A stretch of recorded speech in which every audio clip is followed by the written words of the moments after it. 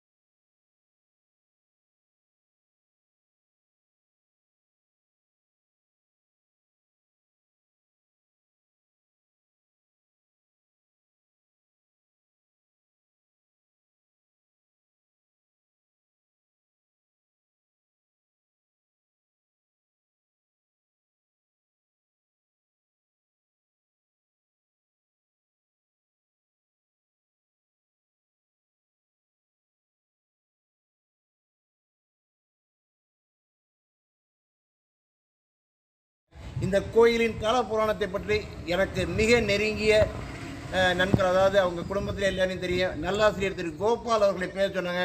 அவர் என்ன சொல்றார் இந்த கோயிலை பற்றிங்கிறத இப்போ கேட்கலாங்க. நீங்கள் சொல்லுங்கள் சார். என்னை வானவர் சொல்லும் அம்மையே பிறவித்து இணைத்திடும் எம்மையால் இடைமடங்களும் செம்மையே தொழுவாருமே சொல்லி திருக்கைலாய பரம்பரை திருவாவூரை ஆலயத்திற்கு சொந்தமான திருடமுதூர் அருள்மிகு மகாலிங்க சுவாமியின் உபகோயில் ஞானாம்பிகா சமேத ஐராவதேச திருக்கோயிலாகும்.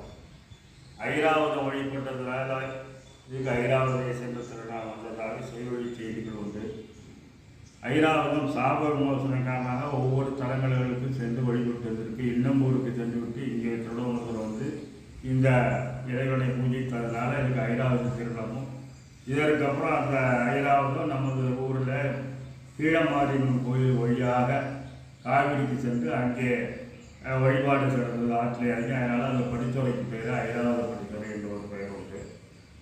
இந்த கோயிலில் பத்திரகிரியாரும் அவருடைய நாயும் இங்கே தான் தங்கிட்டு மறுபடியும் மேலே போகிறதுக்கு செல்வார்கள். அதனால் இந்த கோயிலுக்கு நாயடியார் என்ற ஒரு பெயர் உண்டு. இந்த பத்திரகிரியார் யாருன்னா திருவெண்காடருடைய பட்டினத்தடிகளுடைய சீடராவார். பட்டினத்தடியார் வந்து திருமலராஜனுக்கு நிதி உதவி செய்கிற அளவுக்கு மிகப்பெரிய அளவில் செல்வந்தராக திருவெண்காட்டில் வாழ்ந்தவர். மேலும் மேலும் செல்வம் சேகரிக்கின்ற ஆசையிலே கொண்டு கொண்டிருந்தார். நல்வழிப்படுத்துவதற்காக இவ்வொரு மகாலிங்க பெருமானே குழந்தையாக மருதவனனாக சென்று அவருக்கு நல்வழி காட்டுவண்ணம் ரொம்ப நீண்ட கதையாக இருக்கிறோம். சுருக்கமாக காதற்ற ஊசியும் வாராதுகான் கடை வழிக்கே இந்த ஓடையை கொடுத்துருவார். அது பார்த்தோன்னே அவர் திருவெண்காடர் துறவு மேற்கொண்டு ஒவ்வொரு ஸ்தலமாக வரார். இங்கே மகாலிங்க சாமி வழிபட்டு மீண்டும் உஜ்ஜயினி வரைக்கும் போகிறார். உஜ்ஜயினியிலே போய் அங்கே அவர் தங்கியிருந்த காலத்திலே ஒரு கோயிலே போய் தங்கியிருக்கிறார். அந்த ஊரிலே இருக்கிற திருடர்கள் இன்றைக்கு நாங்கள் அரண்மனையை திருடுவதற்காக போகின்றோம், ஏதாவது நல்ல வெகுமதி எங்களுக்கு கிடைச்சா உனக்கு மாலை போடுறோம்னு சொல்லிட்டு போயிடுறாங்க. அரண்மனையில் போய் திருடிட்டு வரவங்கள ஒரு முத்து மாலையை தூக்கி விநாயகர் இடத்துல வீசிடுறாங்க. அந்த முத்து மாலையானது அங்கே அமர்ந்திருந்த பட்டினத்தடிகளுடைய கழுத்திலே விழுந்துருக்குது. அந்த சமயம் அரண்மனையிலே பொருள்கள்லாம் திருட்டு போயிருக்கிற சம்பவம்னு காவலர்கள்லாம் தேடிட்டு வராங்க. இந்த மாலையோடு பிள்ளையார் தொன்னையில் இருந்த பட்டினத்தடிகளை அழைச்சிட்டு போகிறாங்க. அரசன் கொண்டு நிறுத்துகிறாங்க. அரசன் அந்த காலகட்டத்திலே ஒரு குழப்பமான சூழ்நிலையில் இருந்தாங்க, தெளிவான மனத்தில் இல்லை. ஏன்னா அவருடைய குடும்ப சூழ்நிலை. அப்பொழுது ஒரு முனிவர் அந்த பத்திரகிரியாருக்கு ஒரு பழத்தை கொடுக்குறார். இந்த பழத்தை நீங்கள் சாப்பிட்டா நீண்ட நாள் இளமையாக இருப்பீர்கள், இந்த நாட்டை நீங்கள் பாதுகாக்க வசதியாக இருக்குன்னு அந்த கனியை கொடுக்குறார். அந்த பழம் அவருடைய மனைவி கைக்கு போய் மனைவி கையிலேருந்து மறுபடியும் பழதேவருடைய கைக்கு போய் திரும்பவும் அரசனுக்கு வந்து சேருது. அந்த பழத்தை பார்த்த உடனே நம்ம குடும்பத்திலே பல விதமான சிக்கல் இருக்குது, இதுவே நாம் உணர்ந்து கொள்ள முடியுது இறைவா அப்படின்னுட்டு அந்த காலகட்டத்தில் தான் பட்டணத்தாரை பார்த்து சரியான முறையில் நீதி வழங்காமல் இவரை கொண்டு கழுவிலே ஏற்றுட்டார்.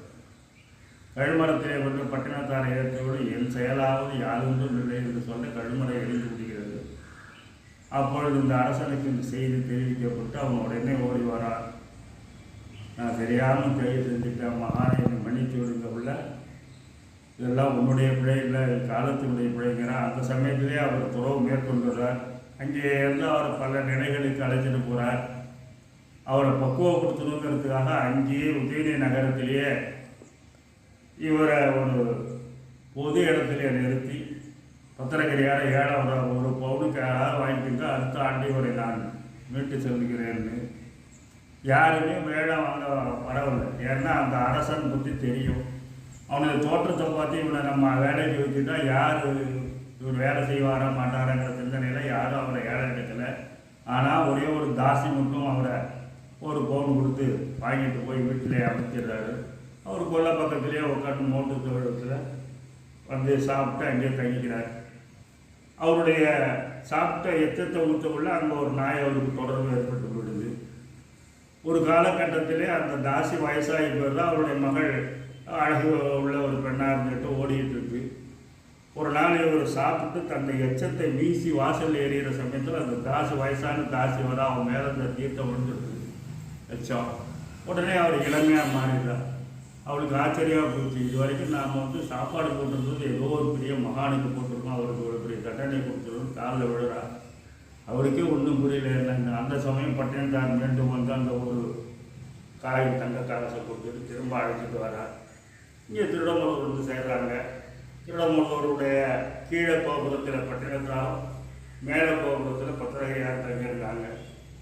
அப்படி தங்கியிருக்கக்கூடிய அவர் தான் ஒரு நாள் மகாலிங்க பெருமான் இருவருடைய பெருமையும் இந்த உலகத்துக்கு தெரிவிக்கவில்லை என்பதற்காக பட்டினத்தடிகள் இடத்துல போய் பிச்சை கேட்கிறார்.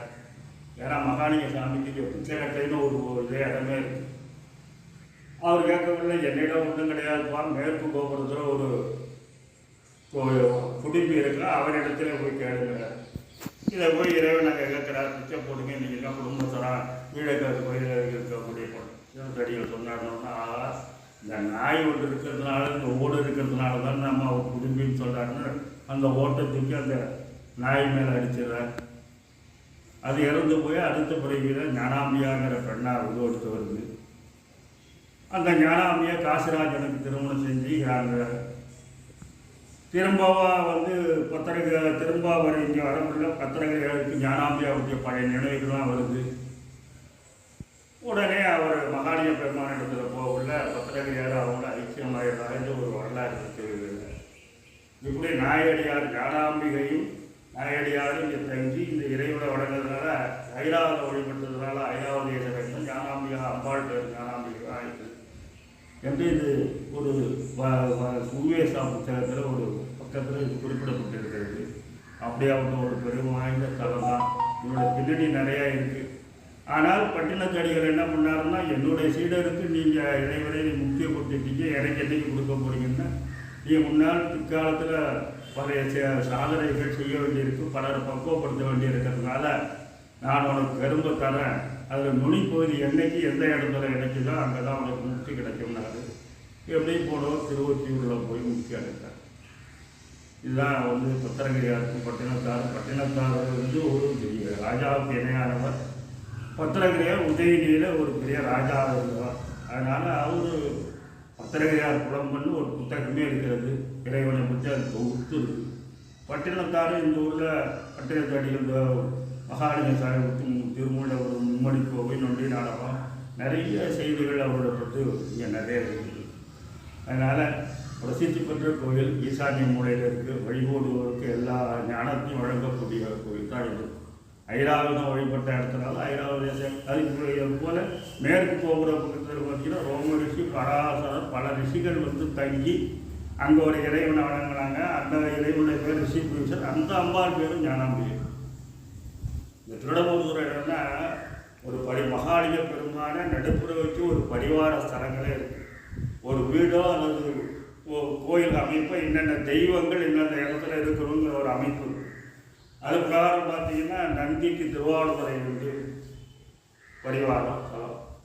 மேற்கு பார்த்தீங்கன்னா கணபதி திருவள்ளதேவி சுவாமி மலை, அதுக்கப்புறம் சேங்கலூர் சண்டீஸ்வர ஸ்தலம், இந்த பக்கம் ஆலங்குடி தட்சிணாமூர்த்தி, அப்புறம் சோமாஸ்கந்தர் திருவாரூர், சிதம்பரம் நடராஜர், சீர்காழி பைரவர், திருவாரூர் நந்தர், இப்படி ஒரு பரிவார ஸ்தலங்களாக இருக்குது. அதே போல் இது ஒரு பஞ்சலிங்க ஸ்தலம். உள்ளூர்லேயே பார்த்தீங்கன்னா 5 காசி விஸ்வநாதர் கிழக்கு பக்கத்தில் இருக்கார், ரிஷிமுனீஸ்வரர் மேற்கு பக்கத்தில் இருக்கார், வடக்கு பக்கத்தில் சொக்கநாதர் இருக்கார், தெற்கு பக்கத்தில் இன்னும் கிழக்கு போனால் பானபுரீஸ்வரர் இருக்கார். இப்படி 5 திசைகள்லையுமே சுற்றி தெய்வங்கள் இருக்கிறதுனால ஒரு பஞ்சலிங்க ஸ்தலமாகும், பஞ்சபுர ஸ்தலமாகும். பரிவார ஸ்தலம், பஞ்சலிங்க ஸ்தலம், பஞ்சபுர ஸ்தலம், இப்படி இந்த மத்தியானத்துக்கு ரொம்ப பொழுப்பெற்ற ஸ்தலம். அதில் இந்த ஈசான்ய மூலையில் ஐராவதீஸ்வரர் ஞானாம்பிகை வந்து அருள் பாலிக்கிறாங்க. மேற்கு திசையில் ஞானாம்பிகை ரிஷிபுரீஸ்வரர் இருக்கார். அதாவது இந்த கோயிலை பற்றி மிகச்சிறப்பாக சொன்னீங்கன்னா கோபாலசாரை பார்த்தீங்கன்னா எங்கள் குடும்பத்துக்கு ரொம்ப வேண்டியது மட்டும் கிடையாது. இதே ஒன்று கிட்டத்தட்ட 4-5 தலைமுறை அப்படி இருக்கிறவங்க இந்த கோயிலை பற்றி மிகச்சிறப்பாக இருக்கிறனால எனக்கு ஒரே கொடுத்தாங்க. இந்த மாதிரியான புராதனமான கோயில்களுக்கு மக்களின் வருகை, அதாவது பக்தர்களின் வருகை என்பது மிக மிக மிக குறைவாக தாங்க இருக்குது. அது மட்டும் தாங்க மனசுக்கு வருத்தத்தை அளிக்குது. ஏதோ இதே திருவிழா இருக்கிற ஒரு 2-3 குடும்பத்தினர் மட்டும் இந்த கோயிலை பராமரிக்க, அந்த மாதிரி பராமரிக்கப்படாதுங்க. அதாவது ஒரு சிலர் மட்டுமே இடித்தாலும் தேர் விடாதுங்க, ஊர் கூடி தேர் எடுக்கிற அப்போ தாங்க தேர் சிறப்பாக விடும். அதனால தான் நான் ஒவ்வொரு கலைஞர் சொல்கிறாங்க, திரும்பி சொல்ல போகிறேன். புராதனமான கோயிலுக்கு நீங்கள் வந்தால் போதுங்க, புதிய கோயில்கள் கட்டணுங்கிற ஒரு அவசியமே கிடையாது. இதே போன்ற புராதனமான கோயிலுக்கு தாங்க அனைவரும் ஆதரவு தர வேண்டுங்க. ஆதரவு தந்தாலே போதுங்க. இந்த திருக்கோயில் மட்டுமல்ல, இந்த ஊர் தன்னை தானே செதுக்கிக் கொள்ளுங்க. அது மட்டுமல்லாமல் இந்த கோயிலில் பணியாற்றும் பணியாளர்களின் வீட்டில் ஒருவேளை அடுப்பு எரி அப்படிங்கிறத நேசமான முறை மற்றொரு அழகிய திருக்கோயில் உங்களை சந்திக்கிறேங்க. அது வரைக்கும் நன்றி கூறி விடைபெறுகிறேன். நன்றி, வணக்கம்.